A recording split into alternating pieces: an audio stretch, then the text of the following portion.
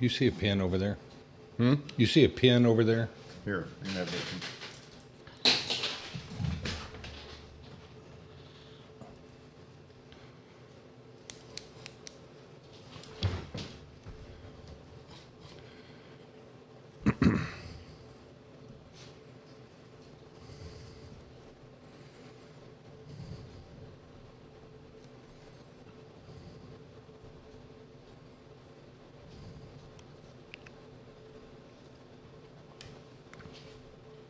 Good morning, Houston. This is Pat Reisinger, and you're at the Massive Passive Show, and our website is MassivePassiveShow.com. very good. Well, anyway, I'll introduce my co-host here in just a minute, but I would like to say a few things about our vendors that make this show possible. Right, Ray? Right. I'd like to talk about Gerard Duhon, which is one of our oldest vendors, and he's worked for me for many years. He's our engineer, and if you're doing a rehab and you're changing the walls and you're pulling permits, this is the guy that you want on your team. Also, Fredy with the Guatex Foundation, he does all the foundation work, and him and the engineer are good buddies. Yeah. And so they work together all the time. So this is what you want on your team, right? Right. If you're doing a rehab and you're going to flip it and it needs foundation work, you definitely want a good foundation guy, and you want an engineer to put a stamp of approval on it. So therefore, when you get ready to sell it and somebody says, well, there's some cracks in that brick or this or that, you say, well, we had foundation work and here's the engineer report. And Right. it's a done deal. So that deal's not going to fall through because somebody's afraid there's something wrong with the foundation. Yeah, I think a lot of people underutilize engineers in the foundation world because they just pick somebody out of the, off the internet, and they quote them do 40 piers when you might only need 6 or 7. And that's happened so many times. That's why years ago when I was getting these different foundation companies, and I kept saying, I said, look, I need an engineer report, and I kept seeing Gerard Duhon's stamp Right. on it out. So I called him direct. I said, look, this is the deal. I want you to work for me direct. So I want Right. you to go look at these houses before they go, and I want you to do the map and say how many piers it needs. And that way, when I had called a particular company, I said, okay, here's the map. This is how many piers we need. So they couldn't jack with me because here I got the engineer report saying these are the piers Right. they need, and these are the elevations they need to be raised up to.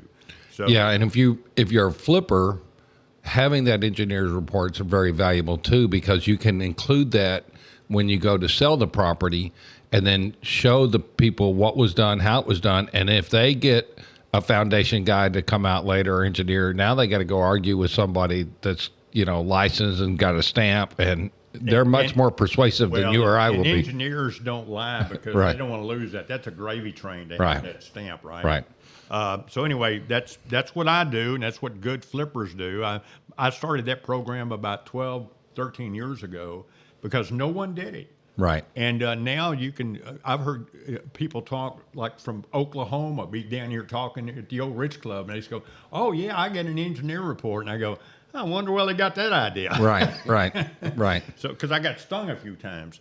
Also, I'd like to say if you've had the storm here and your fence got damaged, we have a guy that's worked for me for many years, Jesus Duran with JD Fence Company. Right. And they do superb job on your fence. I mean, it's going to be straight and beautiful, and it will be that way for years. You know where the amateurs always screw up on the fences?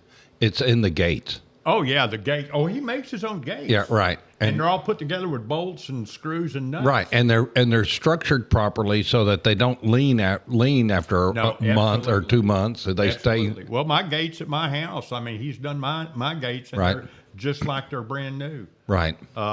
Now, also, I'd like to say a few things real quick about a new vendor that we have and some new vendors I'm courting. So if you guys are listening to this show, and I can tell y'all, all these vendors we have been vetted. Right. In other words, like probably half of them are guys we've already used for 12 or 15 years. And all the new ones, I make sure we vet them. So, and I tell them, I said, look, we have a code of ethics here. And if we find out you're messing with people and you're not giving good service or you're overcharging, I said, we have the right to take you off of here. Right. Because, Right. all the three of us are guys of ethics. I mean, Right. people know us all over the city. They know who we are. And so we expect our vendors to have that same thing. Just speaking about vendors, this is basically it's a real estate investor show, and the vendors are so important because they're the ones that get the job done right. They get it done on budget. They don't break the bank, and they're so integral in what we do. And these are people that you and I have vetted over the last 30 years of doing this, and these are the cream of the cream, and they take care of us. And I mean, we will be talking about creative real estate today, but I mean, the vendors, without them, we can't make this work. Well, and these are just the construction vendors. I mean, we've got some other vendors here. Right. For instance, we got Jen Perez over there at the Owner Finance Company. Right. And we vetted them. They're really well known all over the city, all over Texas, really. Right. And so they have a great reputation. So those are the kind of vendors we want to have on our side, right? Yeah. Because they make this show possible. And hopefully they make real estate investing possible. Well, absolutely. Well, I thought about that on the way over here, Ray. I was thinking, I was getting off at 1960 to come up to your place. Right. Is it these people, when I got into this business 15 years ago, when I went to work for a hard money lending company, I was a retail guy. Right. And I had to learn, wrap my head around, wholesale, right? Right. I remember having a construction meeting, sitting in my office pouting, and my boss came in and said, "What's going on?" I said, "Look, I'm going to get this." And she said, "You've already got it, Right. We're learning about construction from you." Right.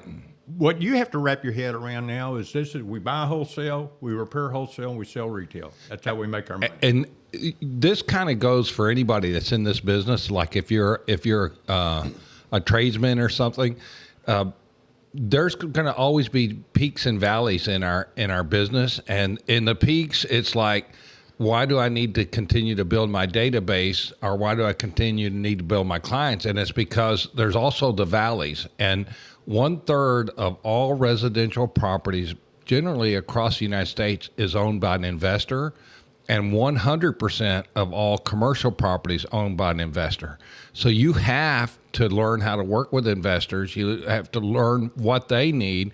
You have to take care of them on their level.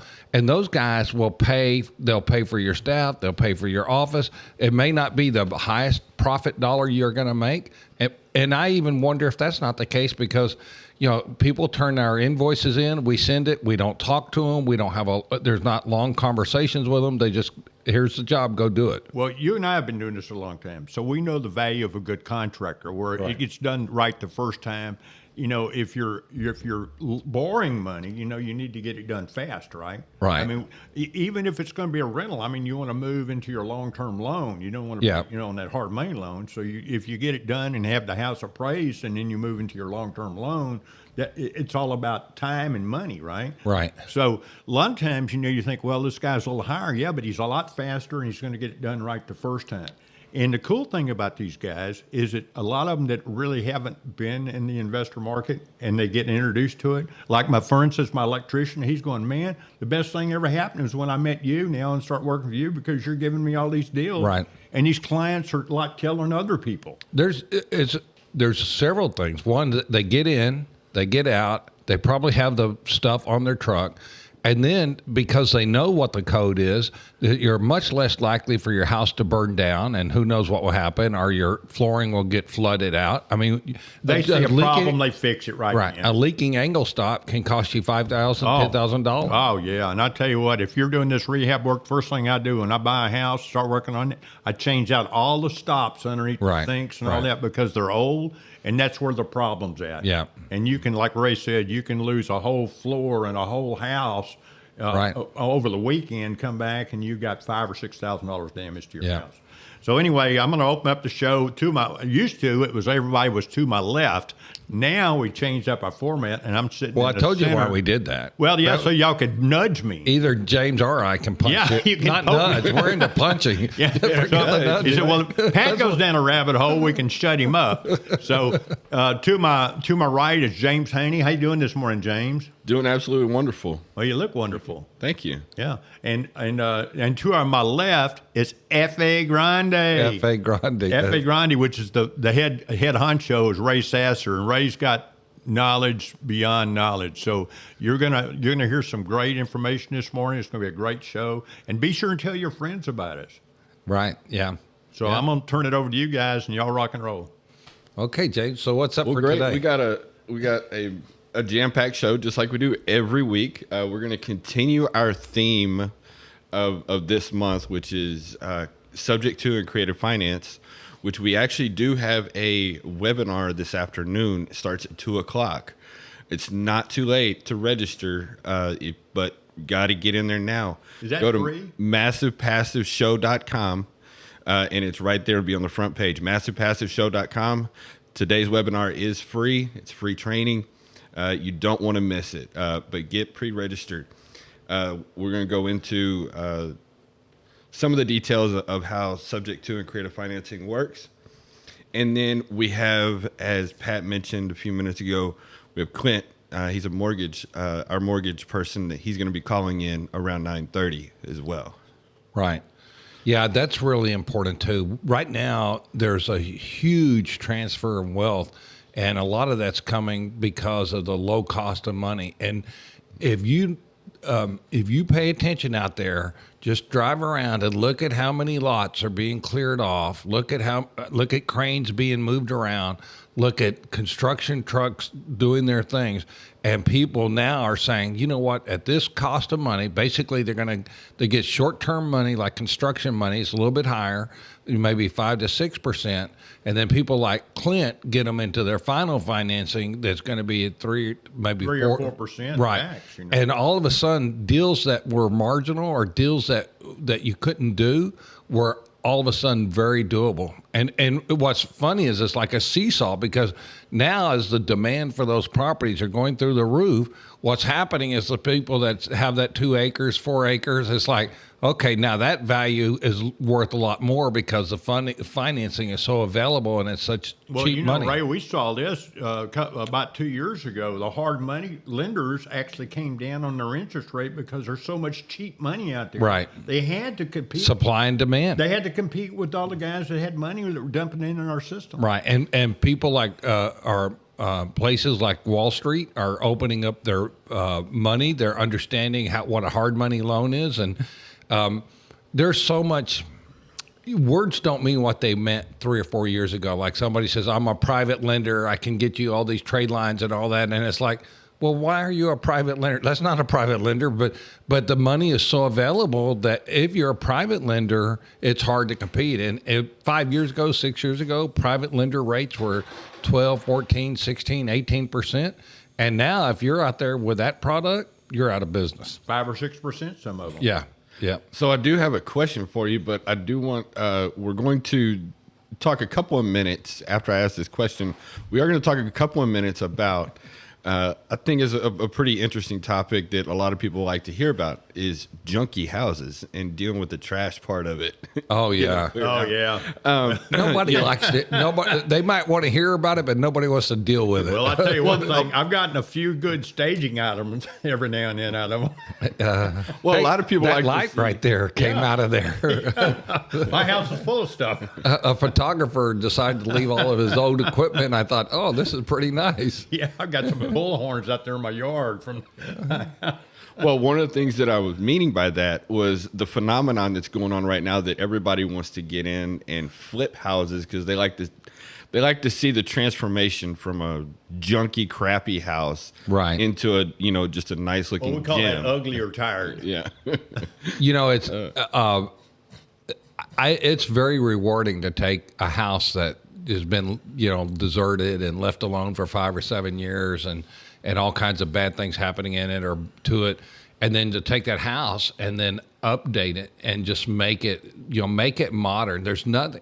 To me, I've always been fascinated with what people did with the Heights houses. They took these houses that really were in bad shape, were old, obsolete, had tube and knob electrical, had cast iron or cement, concrete sewer pipes, and they just modernize them. They go in there, they take them down to the bones, they raise the joists up so that of course the Heights they didn't do it because they were already pretty tall. Well, they raise the houses up a block, make them tall. Oh yeah, they and just take those old houses. And I remember the first time I looked at a Heights house, it was probably 40 years old, 50 years old then, and I looked up underneath it because when you're buying a house on blocks, you're always worried. And when you looked up underneath those houses, they were pristine. I mean, most of those houses, sometimes, Well, they're built by Germans, a lot of them. Yeah, and they were just, it's like, wow, that's 40, 50 years ago. But now on the top side of that, it's a mess, because it's been vandalized or whatever. But to take something like that, to modernize it with modern electrical, modern plumbing, modern fixtures, modern lighting, it's just a very, very rewarding experience. And then, we've had houses.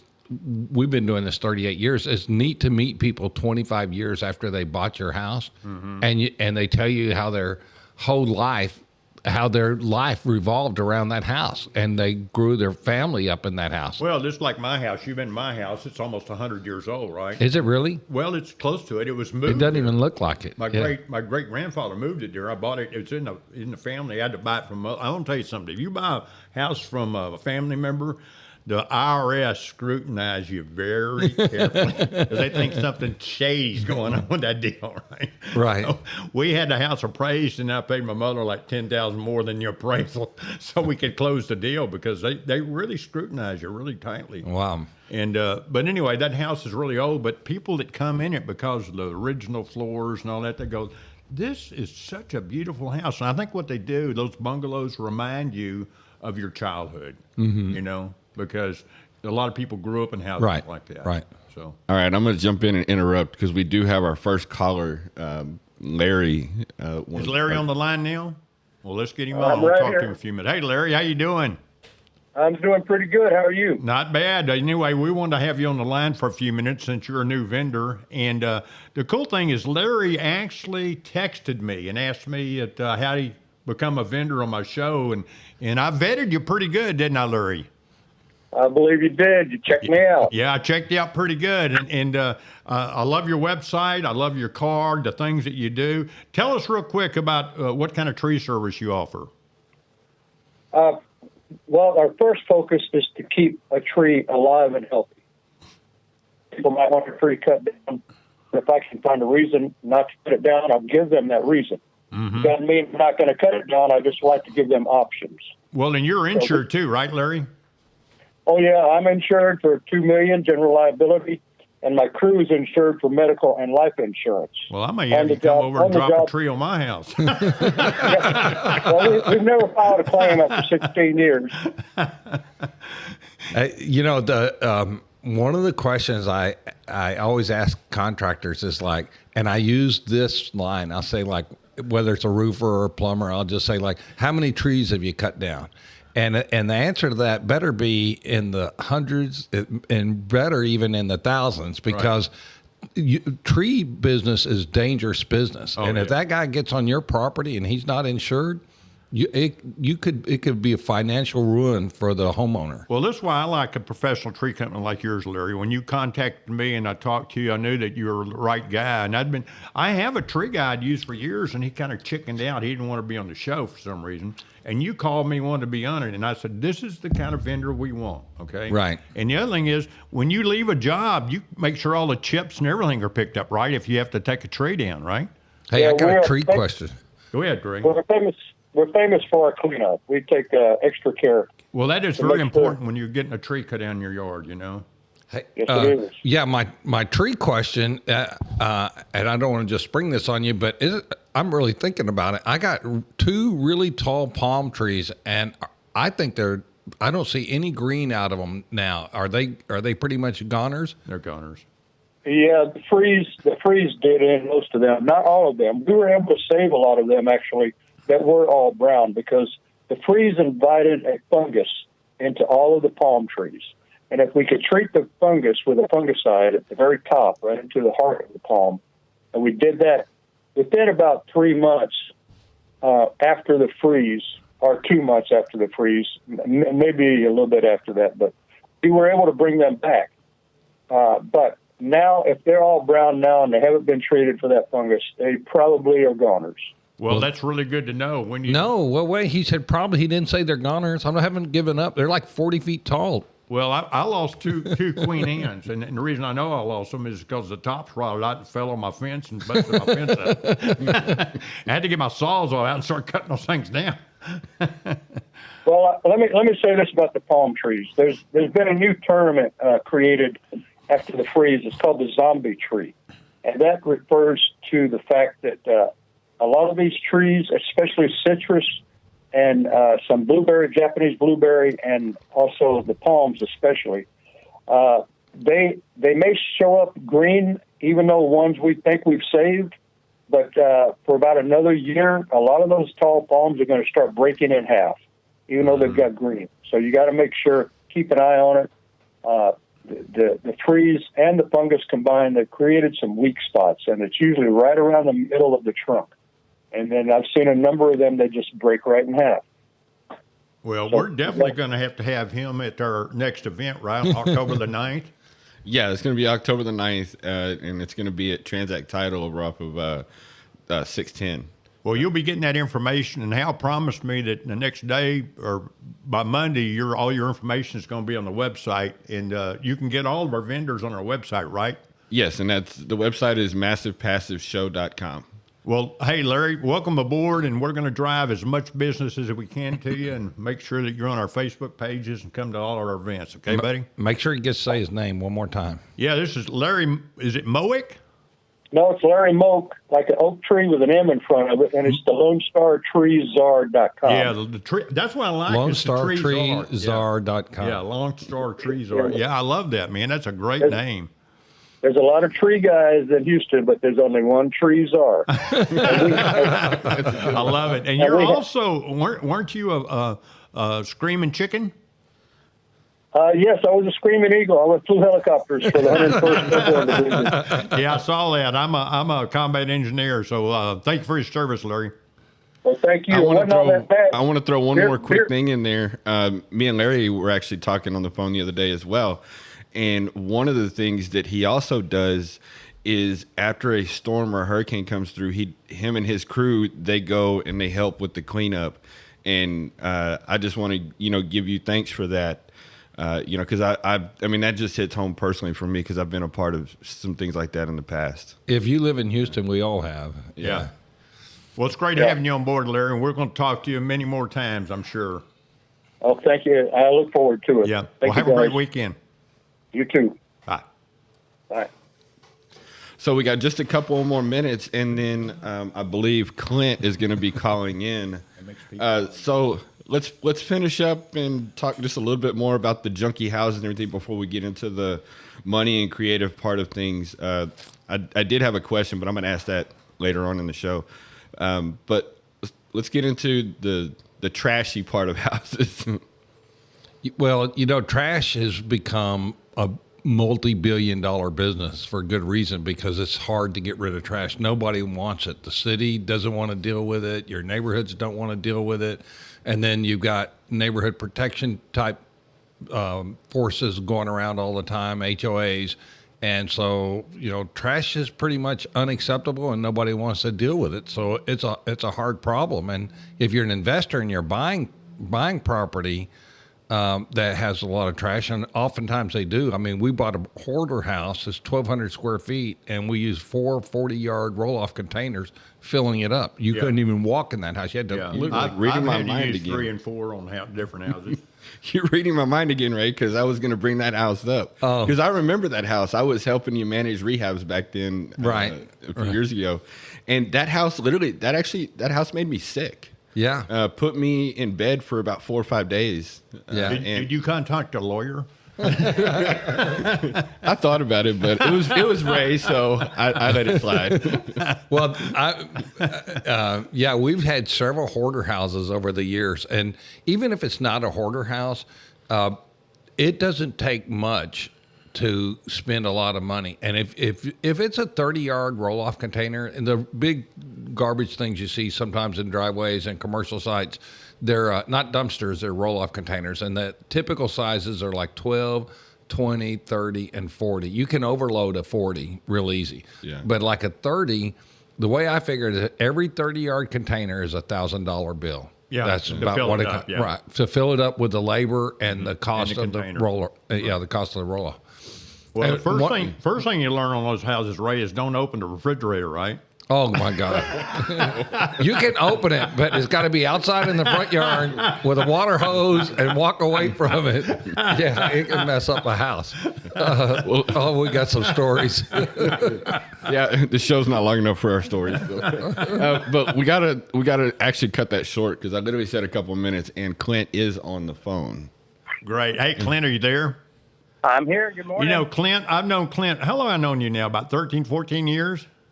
Probably about that long. Yeah, about that long. I went to work for you know who, and you were there. You were officing in there. And matter of fact, you've done loans for me a couple of times. Yeah, I sure have. Well, that's why Well, we want to I think he's looking for you now.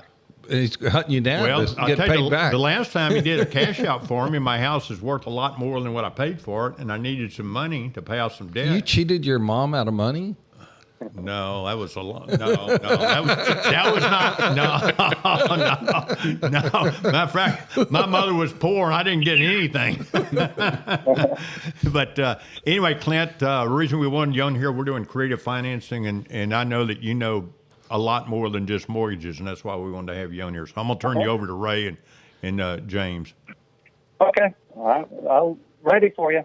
Oh yeah, what's your company, Clint? Say it out loud.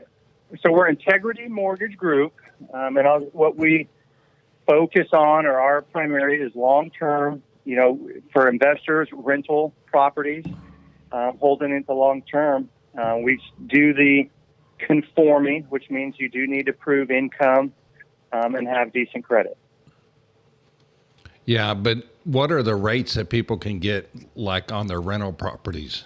And this is Ray. So I'll tell you, we actually got some good news this week. I don't know how familiar you are with what was going on, but back in March, Fannie Mae had come back out and said, we don't want any more than 7% of our total portfolio to be investment loans.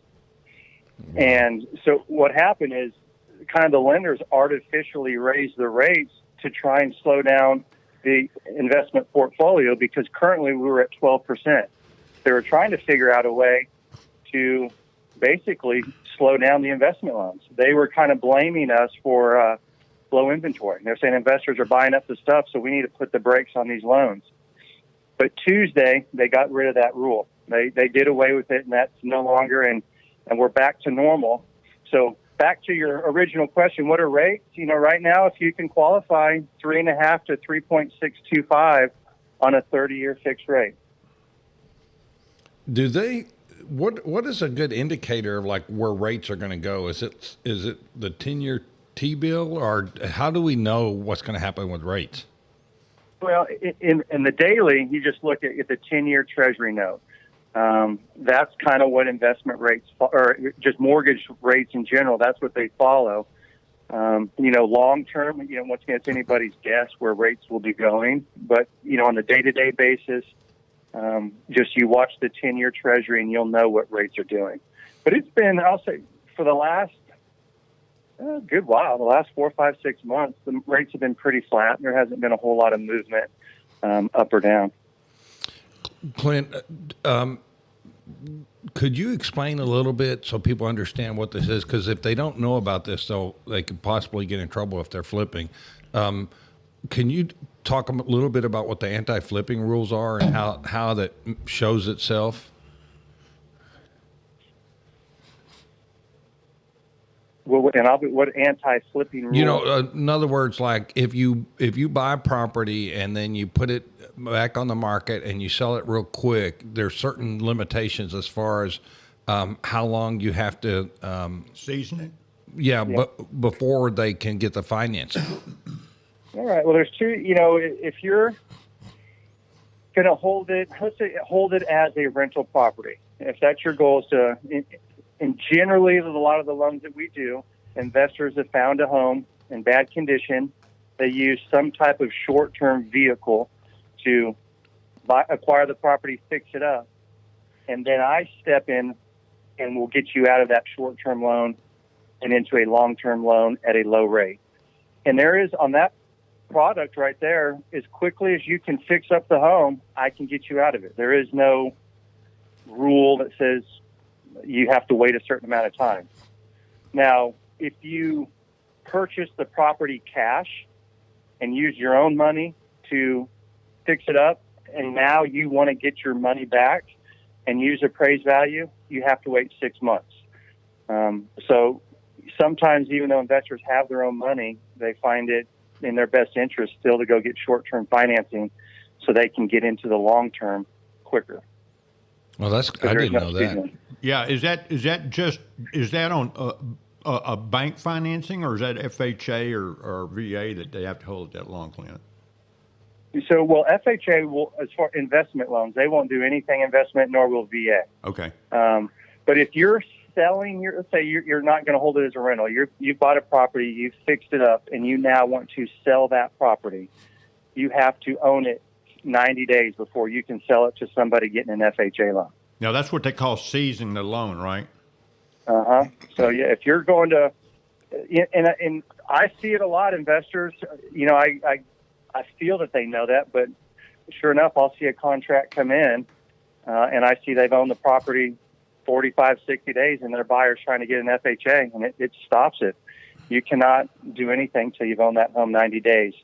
Now, that's the only loan that has that rule. If the borrower could get conventional Fannie Mae or even VA, that 90-day rule does not exist. It's just an FHA rule. Oh, okay, cool. And there's no way around it. We've tried everything under the moon, and there's nothing. It is what it is.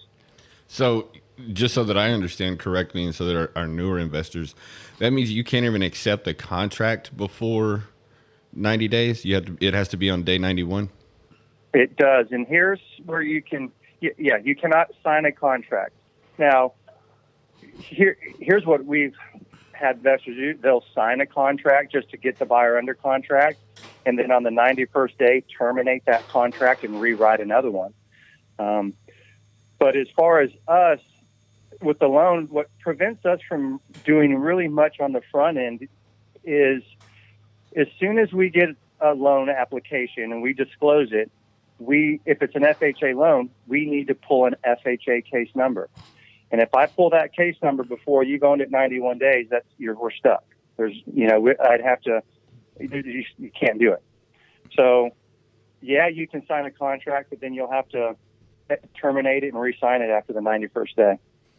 And tell me if this has changed, but we had a situation where it was after the 90th day, but they required 2 appraisals, and then the one appraisal came in, and the next one came in like $5,000 less, or $4,000 less, I think. And on the second appraisal, because they required it because it was less than 6 months, and this might have been an FHA loan, but they forced us to take the lower appraisal. I found out later that that's not actually the way that's supposed to work. But does that apply primarily to FHA, or do conventional lenders follow that? And are those rules still the same rules they were back then? Okay, so, and actually that comes up more than you think. And actually, I'm glad you brought it up. So as an investor, you can know the rule. Because sometimes underwriters create their own gut feeling rule of what they want to do. Shame on them. Yeah. Not so that any of us ever do that. Yeah, we don't play like that. And so here's the technical rule, and a lot of the times investors do not follow under this. So FHA, there is a rule that you need 2 appraisals inside of 6 months, but only if what you've paid for the property and what you're selling it for, you have doubled.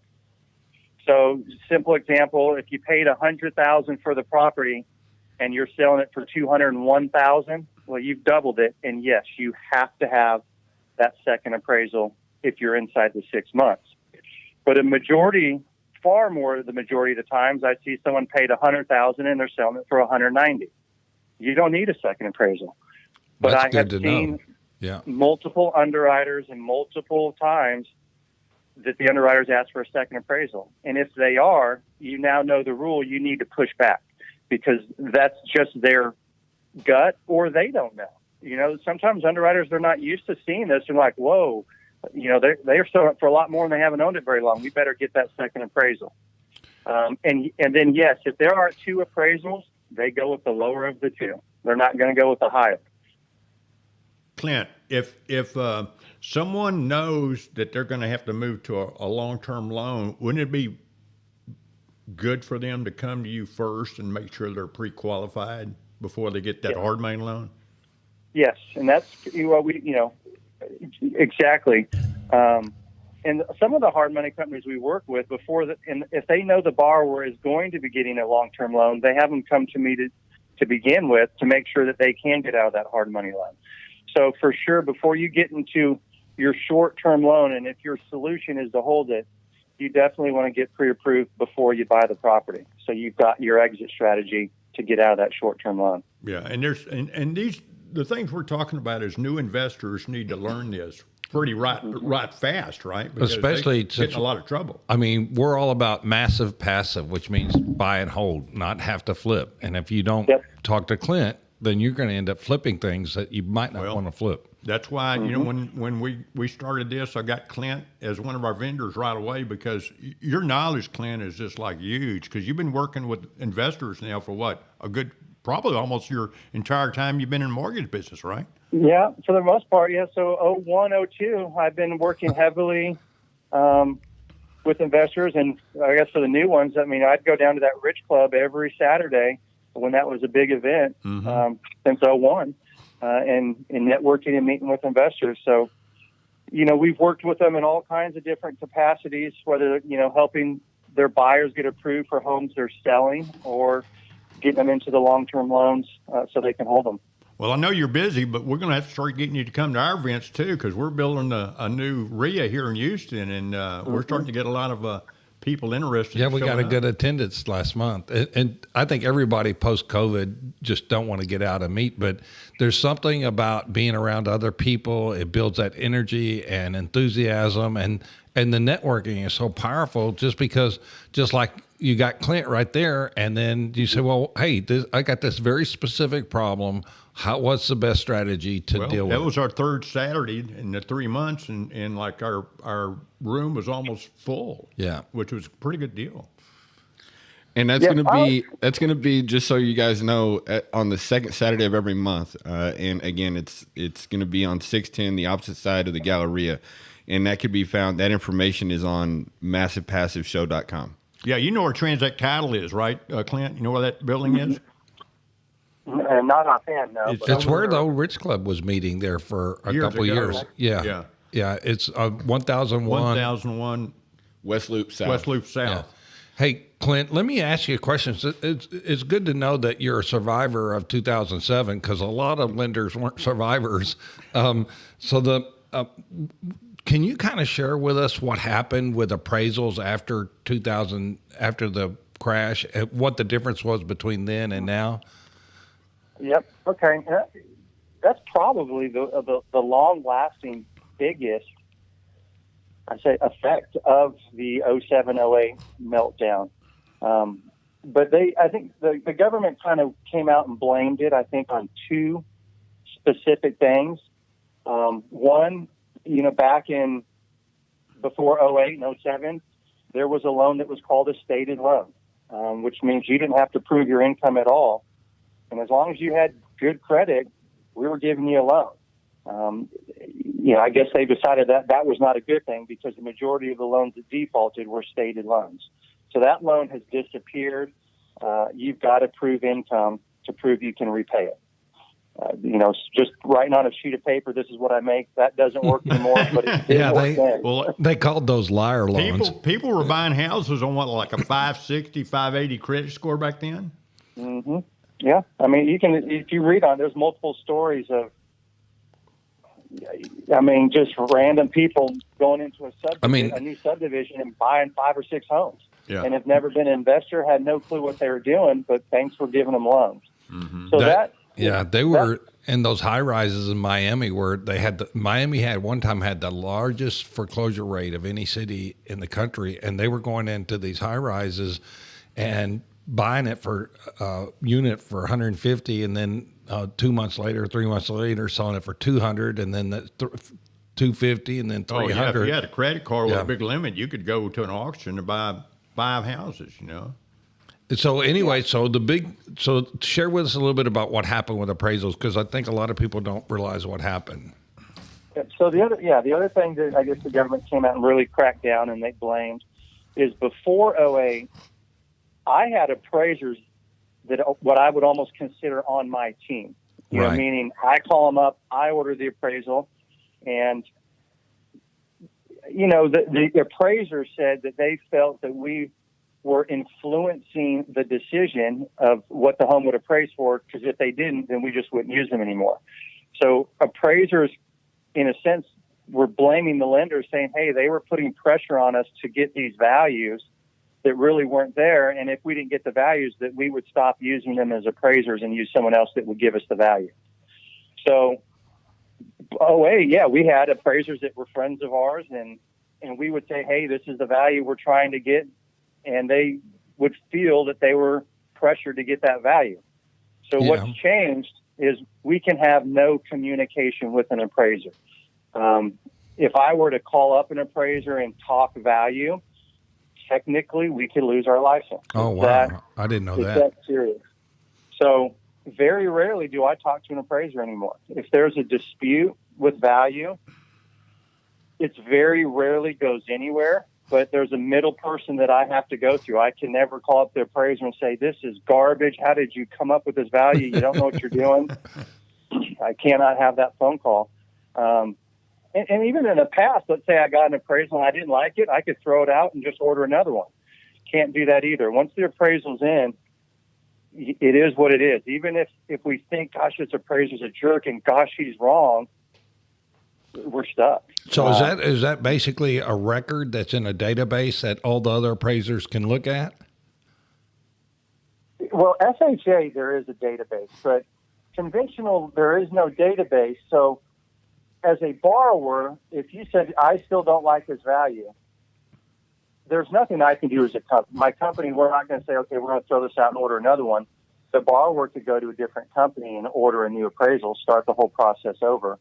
But if there was a FHA loan, that follows you around for 4 months. It's there. So it doesn't matter what you're going to do. But we had one come in yesterday. The investor thinks it's worth $330. It came in at $285. We're going to send some comps to see if we can get it up anymore, but very rarely do we have luck with it, because the appraisers know they kind of have the power. It's like, no, this is my value, and it is what it is. Well, I started doing a 3-ring binder, and I'd have pictures when I bought the house, and then I have some progress pictures, and then, of course, the finished look, and then I have all my permits and everything in there. I'd just leave it open somewhere like in the kitchen, and the appraisers would see it. And I always thought that they'd have a little bit more positive impact on a better appraisal for me. Yeah. Is there, 2 questions, is there a prohibition with the seller talking to an appraiser? Is there any rules that you could get a seller in trouble? Well, no, and I always on purchases, but for the most part, I'm going to say appraisers are pretty fair. They're not out here to give us low values. They're trying to do what they can within their rules. And so on a purchase transaction, they know what they're trying to get to. They've got a sales contract. It's there. If they can get there, they're going to try and get there. Right. And it will help if you give them the packet to show what you've done to the home. That may help them. But I'll say in general, if they can get to that value, they're going to do it. So where it really comes in gray is the refinances out of hard money. Mm-hmm. There is no one there to say, hey, I need this value. So they don't have this knowledge of what they're trying to get to. So I always recommend that the seller goes, or the owner goes to those appraisals and just let them know, hey, this is what I think my home's worth. This is what I need to get. The appraiser will say, well, I don't need to know that information. I can't discuss that. But you've at least planted that seed. They know now what you're trying to get. And the thing is that if they can justify that number, that's been my experience, they're going to justify it.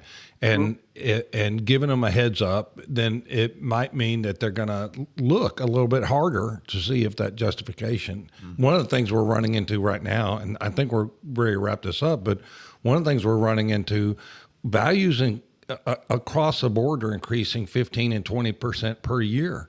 So the appraisals are a trailing number, right? Because the market's changing so fast. It's that 285 versus 330 might be a real legitimate argument. The guy's property really may be 330, but the appraiser can't justify it because there's nothing there.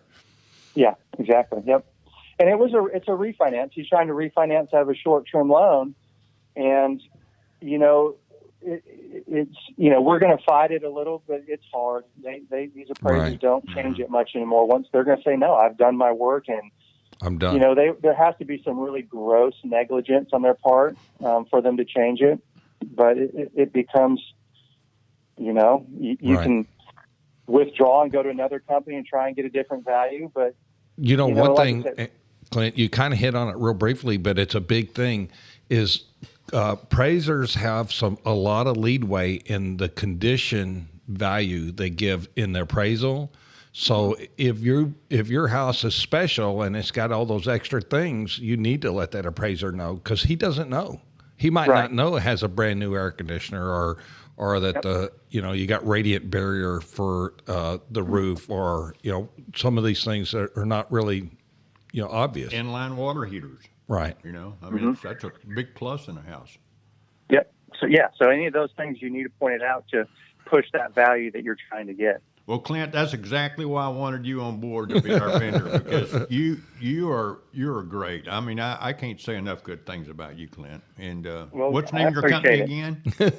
So we're Integrity Mortgage Group, and we're here. Anything you want to hold rental, it's a hell of a time. I mean, that rate for 30 years, it's just going to help you cash flow on these deals. Well, you can get his information off of our website, but go ahead and say your phone number so people that have a pencil and paper ready can write it down. All right. So feel free to call me at 281. Actually, I'll get my direct office, 936-203-1735, and that'll come direct to me. You won't go through the directory. They can text you at that number too, right? And they can text me. Say that number one more time, real slow. It's going to be 936-203-1735. That's great. And you can go to our website and you get his email address and all that stuff. So just to let you guys know that if you're doing this money thing and you're doing investing, you need to have clean money makes all this work. Well, hey, listen, I'll tell you what, when you're out of money, what's the answer, Clint? Yeah. You're out of business, right? Yeah. Well, great having you on, buddy. I hope we talk to you soon, and I hope we see you on October the 9th. All right. Yep, I appreciate it. Thanks. Okay, great. Thanks, Clint. Say the website, James. Our website is massivepassiveshow.com. And we are actually a matching group today. All three of us. For once. Come on, y'all. Give us a hand. Give us a hand. And I said, "Where's your shirt?" And he had to go dig it out of the dirty clothes. Hey, that's okay. Now we're all suffering. He's wearing it, so hey, that's why a we start. separated and moved him over. So we have just a few minutes left. We're not going to get to everything that we wanted to today, but that call that we just had was a very important call, and we're going to have him on one of our weekly live trainings or something so we can pick his brain and have a little bit longer interview with him and have him do a presentation or something. But we're going to have a webinar today, and then we're also having a class next Saturday. Ray, do you want to give them a preview of the class for next Saturday?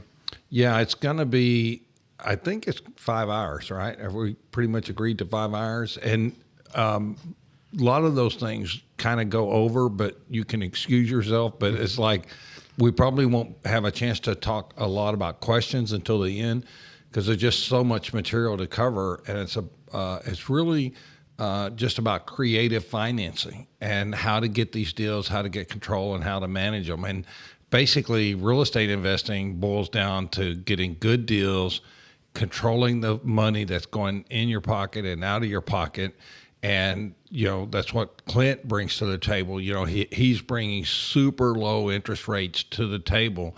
And so we have to kind of shift with what we're doing as far as investors.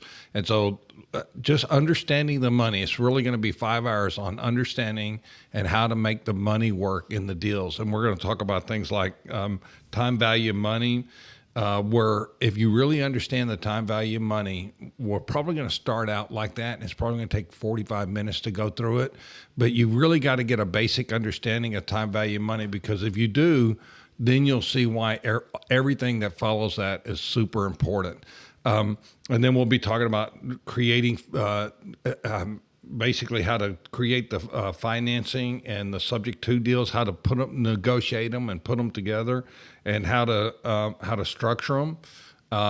We'll naturally have to talk about how do we evaluate the deal. For example, they say, like in everything else, you make your money when you buy. Well, we got to know what our exit strategies are, because if we know our exit strategies, then we can very reliably predict what a property's worth or what a cash flow's worth, because if you're generating a cash flow, that has a net present value. So we'll have to say, here's the present value of that cash flow. So that's how much you're making. That's how we proved that buy and hold guys make on average 7 times more than wholesalers. And so we'll talk about that. If you're a wholesaler and you now have creative financing tools in your belt, you can have the worst credit in the world and you can still do deals. There's nothing that's going to stop you except what's between your ears as far as doing deals. Well, for one, it's going to help you become a better deal maker. Right. And so you can make better deals. Even if you want to continue just to wholesale it, you make better deals for your buyers. But then you can eventually start, instead of wholesaling all 4 deals that you're working on, keep one, wholesale 3. And then, a little while later, now you're holding 2 instead of, 1. Well, that's exactly what we did. And that's how we got to the amount of properties that we have, because that's what we did.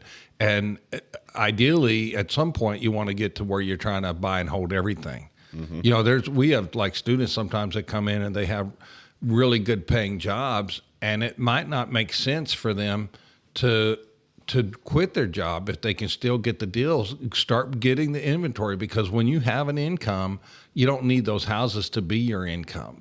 Those are your buy and hold prospects. A lot of people, they either wholesale to make a few thousand or they flip to make quite a bit more. But in the end of the day, they've got the goose that lays the golden egg. They're giving it to the buy and hold guy, or they're giving it away. And that's not what we want to do. Hopefully I can fit this in here really quick, but just think about doing 1 deal a quarter. And now I hear the music starting. So that's like you. All of this information, our upcoming events, are at massivepassiveshow.com. That's massivepassiveshow.com. And you have all of our information linked to our Facebook group. And we've got a class this afternoon at 2, so get there and register. Yeah, register there. It's free. Okay. Y'all did great.